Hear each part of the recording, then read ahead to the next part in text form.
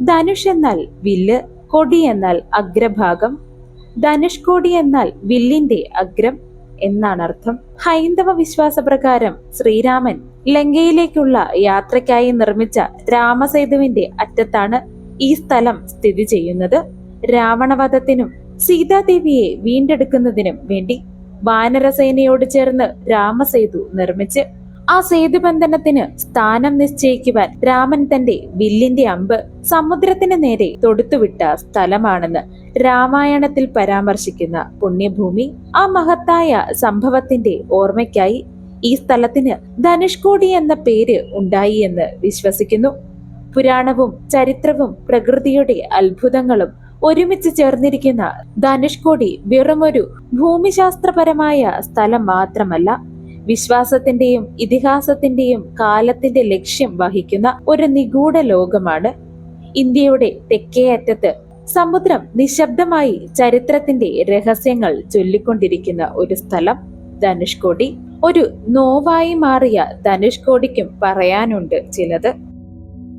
ഇന്ത്യയുടെ തെക്കു കിഴക്ക് അറ്റത്ത് രണ്ട് സമുദ്രങ്ങളുടെ സംഗമത്തിന് സാക്ഷ്യം വഹിച്ചുകൊണ്ട് പ്രകൃതിയുടെ വിസ്മയമായി നിലകൊള്ളുന്ന ഒരു സ്ഥലമാണ് ധനുഷ്കോടി.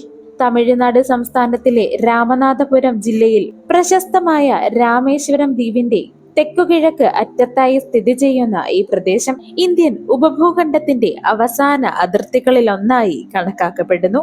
ഇവിടെ ഒരു വശത്ത് ബംഗാൾ ഉൾക്കടലിന്റെ ഭാഗമായ പാൽക്കടലും മറുവശത്ത് ഇന്ത്യൻ മഹാസമുദ്രത്തിലെ മാന്നാർ കടലിടുക്കും പരസ്പരം അഭിമുഖമായി കിടക്കുന്നു. ഈ അപൂർവമായ ഭൗമ സവിശേഷതയാണ് ധനുഷ്കോടിയെ ലോകത്തിലെ ഏറ്റവും വ്യത്യസ്തമായ തീരപ്രദേശങ്ങളിൽ ഒന്നാക്കി മാറ്റുന്നത്. കടലിലേക്ക് നീണ്ടുകിടക്കുന്ന ഇടുങ്ങിയ മൺതിട്ടകളും ചുണ്ണാമ്പ് കല്ലുകളും നിറഞ്ഞ പ്രദേശങ്ങളും ശക്തമായ കടൽക്കാറ്റുകളും മാറി മാറി വരുന്ന മണൽ പരപ്പുകളും ധനുഷ്കോടിയുടെ ഭൂപ്രകൃതിയുടെ പ്രത്യേകതകളാണ്. ഒരു കാലത്ത് ജനവാസവും റെയിൽവേ സ്റ്റേഷനും വ്യാപാര കേന്ദ്രങ്ങളും ഉണ്ടായിരുന്ന ഈ പ്രദേശം ഇന്ന് പ്രകൃതിയുടെ ശക്തിയെ ഓർമ്മിപ്പിക്കുന്ന നിശബ്ദമായ സാക്ഷ്യമായി നിലകൊള്ളുന്ന ഒരു പ്രേത നഗരം ആകുന്നു. ഇന്ത്യയിൽ നിന്നും ശ്രീലങ്കയിലേക്ക് ഏറ്റവും കുറഞ്ഞ കടൽ ദൂരമുള്ള പ്രദേശമാണ് ധനുഷ്കോടി. ഇന്ത്യയുടെ എഞ്ചിനീയറിംഗ് ചരിത്രത്തിൽ ധൈര്യത്തിന്റെയും അന്നത്തെ ന്യൂനത സാങ്കേതിക വിദ്യയുടെയും പ്രതീകമായി ഉയർന്നു നിൽക്കുന്ന ഒരു അത്ഭുത നിർമ്മിതി ഉണ്ടായിരുന്നു. അതായിരുന്നു പാമ്പൻ പാലം. തമിഴ്നാട്ടിലെ മണ്ഡപത്തെയും രാമേശ്വരം ദ്വീപിനെയും ബന്ധിപ്പിച്ചിരുന്ന ഈ പാലം ഇന്ത്യയിലെ ആദ്യത്തെ കടൽ പാലം എന്ന വിശേഷണത്തിന് അർഹമായിരുന്നു. കൊടുങ്കാറ്റുകളും പ്രക്ഷുബ്ധമായ തിരമാലകളും ശക്തമായ കടൽക്കാറ്റും നിറഞ്ഞ പാൽക്കടലിന് മുകളിൽ കൂടി നിർമ്മിച്ച ഈ പാലം ഒരു സാധാരണ ഗതാഗത മാർഗം മാത്രമായിരുന്നില്ല, മറിച്ച് ഒരു കാലഘട്ടത്തിന്റെ എഞ്ചിനീയറിംഗ് വിസ്മയം കൂടി ആയിരുന്നു. ബ്രിട്ടീഷ് ഭരണകാലത്ത് രാമേശ്വരത്തിന്റെയും അതുവഴി ധനുഷ്കോടിയെയും ഇന്ത്യൻ ഭൂപ്രദേശവുമായി കാര്യക്ഷമമായി ബന്ധിപ്പിക്കേണ്ടതിന്റെ ആവശ്യകത തിരിച്ചറിഞ്ഞതോടുകൂടി പാമ്പൻ പാലത്തിന്റെ നിർമ്മാണം ആരംഭിക്കുന്നത്. ഏകദേശം 1911 നിർമ്മാണം ആരംഭിച്ച പാമ്പൻ പാലം നിരവധി വെല്ലുവിളികളോടെ അതിജീവിച്ച് 1914 ഫെബ്രുവരി 24 ഉദ്ഘാടനം ചെയ്യപ്പെട്ടു. ഏകദേശം 2.06 കിലോമീറ്റർ നീളമുള്ള ഈ പാലത്തിന്റെ ഏറ്റവും വലിയ പ്രത്യേകത നടുവിലുണ്ടായിരുന്ന ഷെർസർ റോളിംഗ് ലിഫ്റ്റ് സ്പാൻ ആണ്.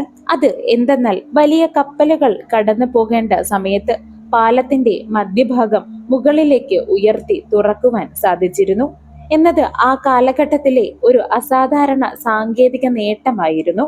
പാമ്പൻ പാലത്തിലൂടെ നിരവധി ട്രെയിനുകൾ സർവീസ് നടത്തിയിരുന്നു എങ്കിലും അവയിൽ ഏറ്റവും പ്രശസ്തമായിരുന്നത് ബോട്ട് മെയിൽ എന്ന് അറിയപ്പെടുന്ന ട്രെയിൻ ആയിരുന്നു. ചെന്നൈയിൽ നിന്ന് ധനുഷ്കോടി വരെ ഓടിയിരുന്ന ആ ട്രെയിൻ അവിടെ നിന്ന് കടൽ മാർഗം ശ്രീലങ്കയിലെ തലൈമന്നാറിലേക്കും പിന്നീട് തലസ്ഥാനമായ കൊളംബോയിലേക്കും യാത്ര തുടർന്നിരുന്നു. ഈ ട്രെയിൻ ഇൻഡോ സിലോൺ എക്സ്പ്രസ് എന്ന് വിളിച്ചിരുന്നു. ഇന്ത്യ ശ്രീലങ്ക ബന്ധം ഈ അന്തർദേശീയ സേവനം പാമ്പൻ പാലത്തിന്റെ ചരിത്രത്തിലെ ഏറ്റവും പ്രധാനപ്പെട്ട അധ്യായമായി മാറി. കൂടാതെ രാമേശ്വരം എക്സ്പ്രസ് ഉൾപ്പെടെയുള്ള നിരവധി തീർത്ഥാടന ട്രെയിനുകളും ഈ പാലത്തിലൂടെ കടന്നു പോയിരുന്നു. 1964 ഡിസംബർ 22 ചൊവ്വാഴ്ച രാത്രി ധനുഷ്കോടി എന്ന ചെറുപട്ടണം പതിവ് പോലെ തന്നെ മറ്റൊരു ദിവസത്തിന്റെ അവസാനത്തിലേക്ക് നീങ്ങുകയായിരുന്നു. തീർത്ഥാടകരും മത്സ്യ തൊഴിലാളികളും റെയിൽവേ ജീവനക്കാരും വ്യാപാരികളും അങ്ങനെ നിറഞ്ഞ ആ നഗരം മണിക്കൂറുകൾക്കുള്ളിൽ ചരിത്രത്തിലെ ഏറ്റവും വലിയ ദുരന്തങ്ങളിൽ ഒന്നായി മാറുമെന്ന് ആരും കരുതിയില്ല. ഡിസംബർ 17 ആൻഡമാൻ കടലിന്റെ സമീപത്ത് രൂപം കൊണ്ട ഒരു ന്യൂനമർദ്ദം ക്രമേണ ശക്തി പ്രാപിച്ച് ശക്തമായ ചുഴലിക്കാറ്റായി മാറി. ദിവസങ്ങൾ പിന്നിടും തോറും അത് തമിഴ്നാടിന്റെ തെക്കൻ തീരത്ത് ആവേശത്തോടെ വന്നു. 1964 ഡിസംബർ 22 രാത്രി മുതൽ ഡിസംബർ 23 പുലർച്ചെ വരെ മണിക്കൂറിൽ ഏകദേശം 240 മുതൽ 280 കിലോമീറ്റർ വരെ വേഗത്തിൽ വീശിയടിച്ച കൊടുങ്കാറ്റ് 20 അടി ഉയരത്തിലേറെ ഉയർന്ന തിരമാലകളുമായി ധനുഷ്കോടിയിലേക്ക് ആഞ്ഞടിച്ചു. അന്ന് രാത്രി പാമ്പനിൽ നിന്ന് ധനുഷ്കോടിയിലേക്ക് സർവീസ് നടത്തിയിരുന്ന പാസഞ്ചർ ട്രെയിൻ നമ്പർ 653 സാധാരണ യാത്ര പോലെ മുൻപോട്ട് പോകുകയായിരുന്നു. എന്നാൽ രാത്രി ഏകദേശം 11:55 കടലിൽ നിന്നും ഉയർന്നു വന്ന ഭീമൻ തിരമാല ട്രെയിനെ പൂർണ്ണമായും വിഴുങ്ങി. ട്രെയിനിലുണ്ടായിരുന്ന 110-ലധികം യാത്രക്കാരും 5 റെയിൽവേ ജീവനക്കാരും ഉൾപ്പെടെ 115-ലധികം പേർ ആ ദുരന്തത്തിൽ മരണപ്പെട്ടു. ഇന്ത്യൻ റെയിൽവേയുടെ ചരിത്രത്തിലെ ഏറ്റവും വലിയ ദാരുണമായ അപകടങ്ങളിൽ ഒന്നായിരുന്നു ഇതെന്ന് രേഖപ്പെട്ടു. പിന്നീട് പുലർച്ചെ വെളിച്ചം പരന്നപ്പോൾ ഒരു കാലത്ത് ജീവൻ തുടിച്ചിരുന്ന ധനുഷ്കോടി ഒരു ശ്മശാന നിശബ്ദതയിലായിരുന്നു ഉണർന്നത്.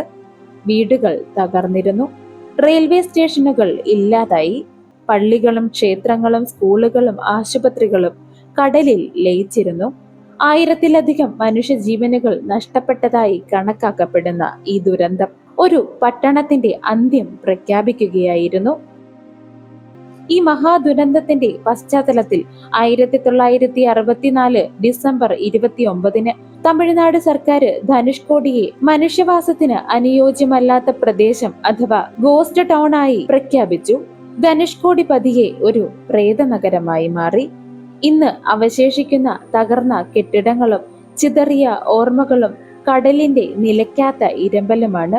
ഒരു കാലത്ത് തീർത്ഥാടകരുടെ തിരക്കാലും ട്രെയിനുകളുടെ ചൂളം വിളികളാലും മത്സ്യത്തൊഴിലാളികളുടെ ജീവിത ശബ്ദങ്ങളാലും സജീവമായിരുന്ന ധനുഷ്കോടി 1964 ആ ദുരന്ത രാത്രിയിൽ പ്രകൃതിയുടെ അപ്രതിരോധ്യമായ ആ ശക്തിക്ക് മുൻപിൽ നിശബ്ദമായി കീഴടങ്ങി. ഒരു ചുഴലിക്കാറ്റ് വെറും കെട്ടിടങ്ങളും റെയിൽ പാതകളും മാത്രമല്ല തകർത്തത്, നൂറുകണക്കിന് മനുഷ്യരുടെ സ്വപ്നങ്ങളും ഓർമ്മകളും ജീവിതങ്ങളും ആയിരുന്നു. അതായിരുന്നു കടലിലേക്ക് കൊണ്ടുപോയത്. എന്നാൽ ധനുഷ്കോടിയുടെ കഥ ഒരു ദുരന്ത കഥ മാത്രമല്ല. മനുഷ്യൻ എത്ര ശക്തനാണെങ്കിലും പ്രകൃതിയുടെ മുൻപിൽ വിനയത്തോടെ നിൽക്കേണ്ടവനാണെന്ന് ഓർമ്മപ്പെടുത്തലാണ്. അതോടൊപ്പം എല്ലാം നഷ്ടപ്പെട്ടിട്ടും ജീവിതത്തെ വീണ്ടും പുനർനിർമ്മിക്കാൻ ശ്രമിച്ച മനുഷ്യരുടെ അതിജീവന മനോഭാവത്തിന്റെയും ധൈര്യത്തിന്റെയും പ്രതീകം കൂടിയാണ് ധനുഷ്കോടി. ഇന്ന് കടലിന്റെ നടുവിൽ നിശബ്ദമായി നിലകൊള്ളുന്ന തകർന്ന പള്ളികളുടെ ചുവരുകളും അവശേഷിക്കുന്ന റെയിൽവേ സ്റ്റേഷന്റെ അടയാളങ്ങളും മണലിൽ മറഞ്ഞു കിടക്കുന്ന വീടുകളുടെ അവശിഷ്ടങ്ങളും ആ ദുരന്ത രാത്രിയുടെ മൗനസാക്ഷികളായി തുടരുകയാണ്. ഇവ നമ്മോട് പറയുന്നത് ഒരേയൊരു കാര്യമാണ്: ചരിത്രം മറന്നാലും പ്രകൃതി ഒരിക്കലും മറക്കില്ല എന്ന്.